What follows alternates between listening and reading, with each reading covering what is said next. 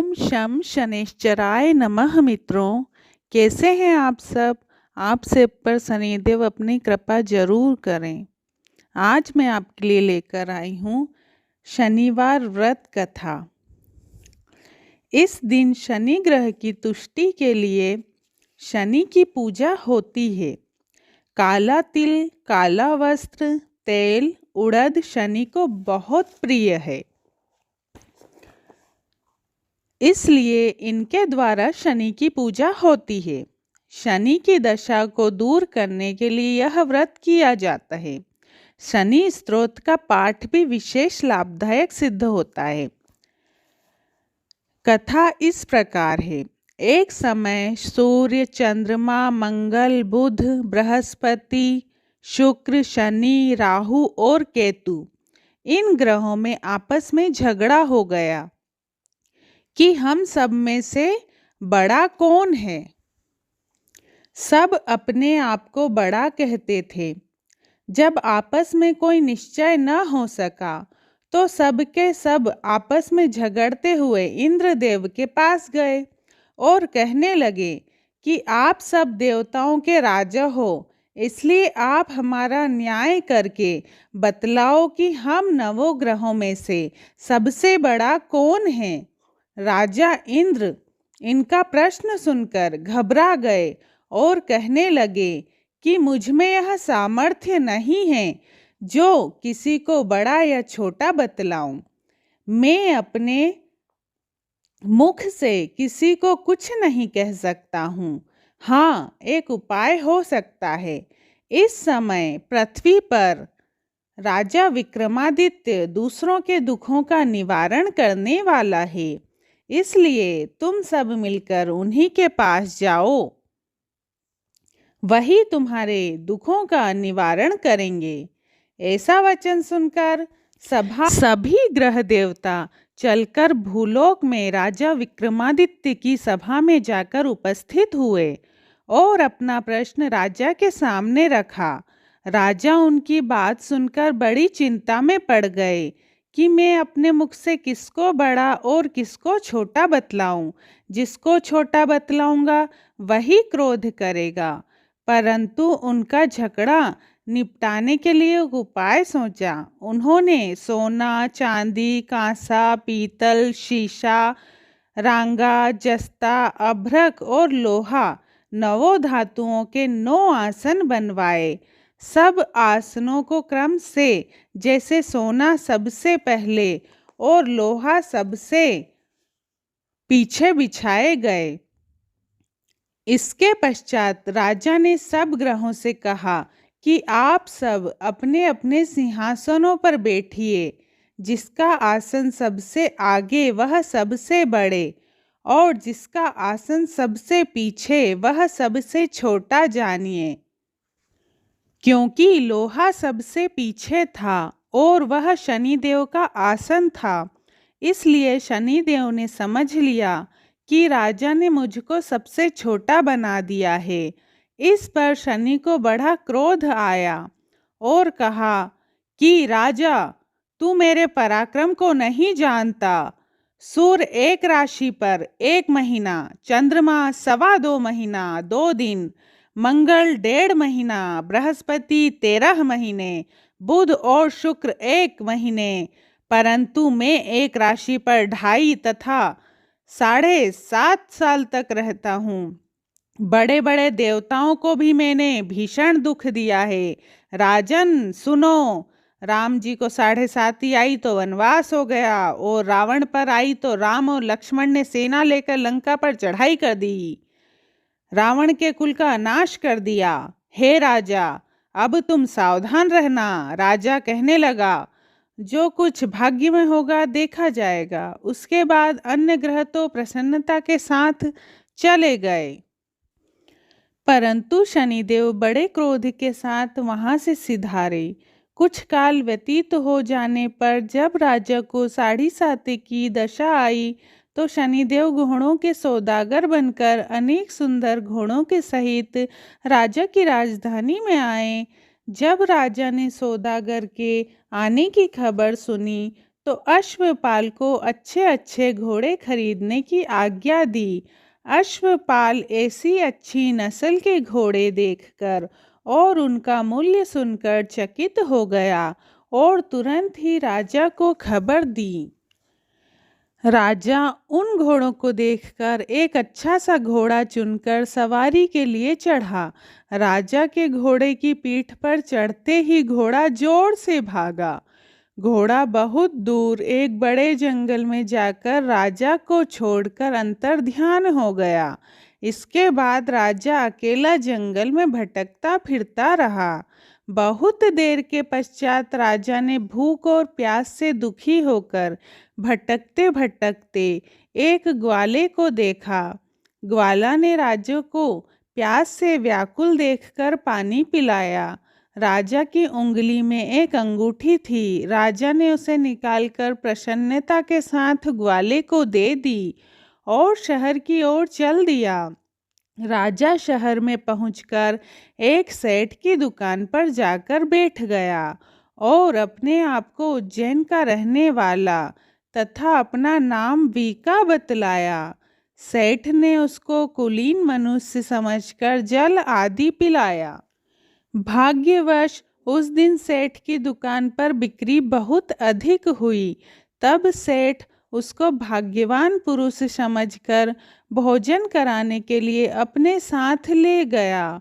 भोजन करते समय राजा ने आश्चर्य की बात देखी कि खूंटी पर हार लटक रहा है और वह खूंटी उस हार को निगल रही है। भोजन के पश्चात कमरे में आने पर जब सेठ को कमरे में हार न मिला तो सबने यही निश्चय किया कि सिवाय वीका के और कोई इस कमरे में नहीं आया, अतः अवश्य ही उसी ने हार चोरी किया है। परंतु वीका ने हार लेने से मना कर दिया। इस पर 5-7 आदमी इकट्ठे होकर उसको फौजदार के पास ले गए। फौजदार ने उसको राजा के सामने उपस्थित कर दिया और कहा कि ये आदमी तो भला प्रतीत होता है, चोर मालूम नहीं होता, परंतु सेठ का कहना है कि इसके सिवाय और कोई घर में नहीं आया, अवश्य ही इसी ने चोरी की है। तब राजा ने आज्ञा दी कि इसके हाथ पैर काटकर चौरंगिया किया जाए। राजा की आज्ञा का तुरंत पालन किया गया और वीका के हाथ पैर काट दिए गए। इस प्रकार कुछ काल व्यतीत हो जाने पर एक तेली उसको अपने साथ घर ले गया और कोल्हू पर उसको बिठा दिया। वीका उस पर बैठा हुआ जुबान से बैल हाँकता रहा। शनि की दशा समाप्त हो गई और एक रात को वर्षा ऋतु के समय वह मल्हार राग गाने लगा।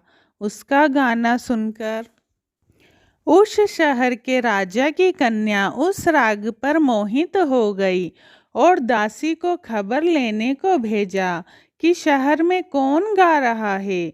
दासी सारे शहर में फिरती फिरती क्या देखती है कि तेली के घर में चौरंगिया राग गा रहा है। दासी ने महल में आकर राजकुमारी को सब वृत्तांत सुना दिया।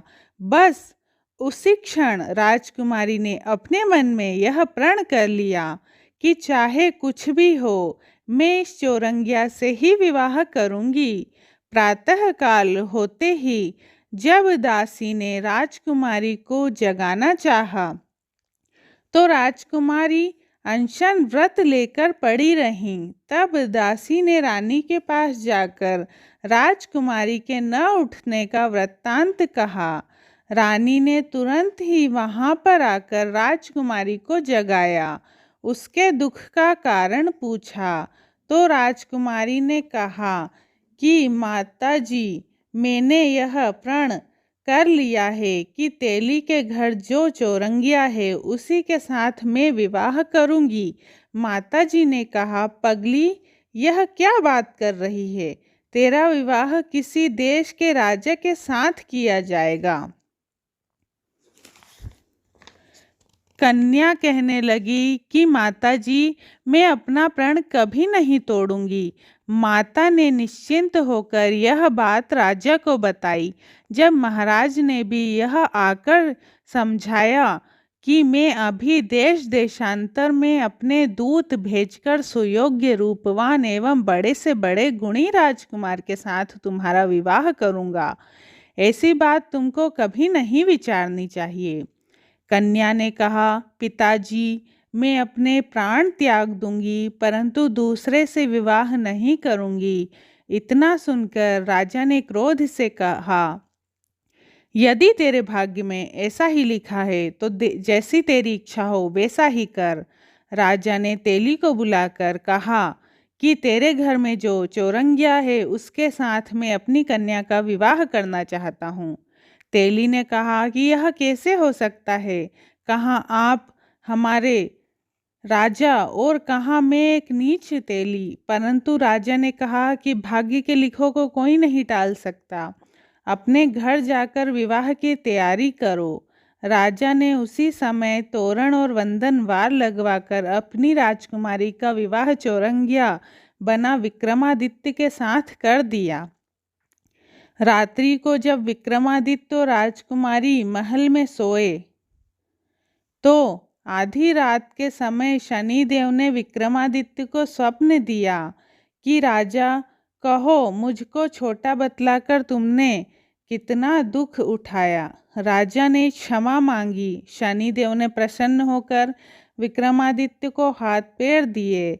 तब राजा ने कहा, महाराज, मेरी प्रार्थना स्वीकार करें कि जैसा दुख आपने मुझे सौंप दिया है ऐसा और किसी को न दें। शनिदेव ने कहा कि तुम्हारी यह प्रार्थना स्वीकार है। जो मनुष्य मेरी कथा सुनेगा या कहेगा उसको मेरी दशा में कभी किसी प्रकार का दुख नहीं होगा, और जो नित्य ही मेरा ध्यान करेगा या चींटियों को आटा डालेगा उसके सब मनोरथ पूर्ण होंगे। इतना कहकर शनिदेव अपने धाम को चले गए। राजकुमारी की आँख खुली और उसने राजा के हाथ पांव सही सलामत देखे तो आश्चर्य को प्राप्त हुई। उसको देखकर राजा ने अपना समस्त हाल कहा कि मैं उज्जैन का राजा विक्रमादित्य हूँ। यह बात सुनकर राजकुमारी अत्यंत प्रसन्न हुई। प्रातःकाल राजकुमारी ने उसकी सखियों ने पूछा तो उसने अपने पति का समस्त वृत्तांत कह सुनाया। तब सबने प्रसन्नता प्रकट की और कहा कि ईश्वर ने आपकी मनोकामना पूर्ण कर दी। जब उस सेठ ने यह बात सुनी तो वह विक्रमादित्य के पास आया और राजा विक्रमादित्य के पैरों पर गिरकर क्षमा मांगने लगा कि आप पर मैंने चोरी का झूठा दोष लगाया, अतः आप मुझको जो चाहें दंड दें। राजा ने कहा, मुझ पर शनिदेव का कोप था, इसी कारण यह सब दुख मुझको प्राप्त हुआ है। इसमें तुम्हारा कोई दोष नहीं है। तुम अपने घर जाकर अपना कार्य करो। सेठ बोला कि मुझे तभी शांति होगी जब आप मेरे घर चलकर प्रीतिपूर्वक भोजन करेंगे। राजा ने कहा कि जैसी आपकी मर्जी वैसा ही करें। सेठ ने अपने घर जाकर अनेक प्रकार के सुंदर भोजन बनवाए और राजा विक्रमादित्य को प्रीति भोज दिया। जिस समय विक्रमादित्य भोजन कर रहे थे, एक अत्यंत आश्चर्य की बात सबको दिखाई दी। जो खूंटी पहले हार निगल गई थी वह अब हार उगल रही है। जब भोजन समाप्त हो गया तो सेठ ने हाथ जोड़कर बहुत सी मोहरें राजा को भेंट की और कहा कि मेरे श्री कंवर नामक एक कन्या है, उसका पानी ग्रहण आप करें। इसके बाद सेठ ने अपनी कन्या का विवाह राजा के साथ कर दिया और बहुत सा दान दहेज आदि दिया।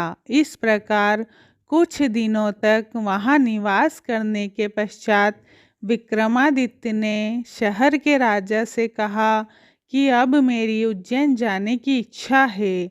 फिर कुछ दिन बाद विदा लेकर राजकुमारी मनभावनी सेठ की कन्या श्री कंवरी तथा दोनों जगह के दहेज में प्राप्त अनेक दास दासी रथ और पालकियों सहित विक्रमादित्य उज्जैन की तरफ चले। जब शहर के निकट पहुँचे और पूर्ववासियों ने राजा के आने का संवाद सुना तो समस्त उज्जैन की प्रजा अगवानी के लिए आई। तब बड़ी प्रसन्नता से राजा अपने महल में पधारे। सारे शहर में बड़ा भारी महोत्सव मनाया गया और रात्रि को दीपमालाएं की गई। दूसरे दिन राजा ने शहर में यह सूचना कराई कि शनि देवता सब ग्रहों में सर्वोपरि हैं। मैंने इनको छोटा बतलाया, इसी से मुझको यह दुख प्राप्त हुआ। इस कारण सारे शहर में सदा शनिदेव की पूजा और कथा होने लगी। राजा और प्रजा अनेक प्रकार से सुख भोगती रही। जो कोई शनिदेव की इस कथा को पढ़ता या सुनता है, शनिदेव की कृपा से उसके सब दुख दूर हो जाते हैं। शनिवार की व्रत के दिन इस कथा को अवश्य पढ़ना चाहिए। ओम शांति, ओम शांति, ओम शांति। भक्तों, अगर आपको ये कथा पसंद आई हो तो प्लीज़ मेरे चैनल को लाइक एंड सब्सक्राइब ज़रूर करें। धन्यवाद। राधे राधे।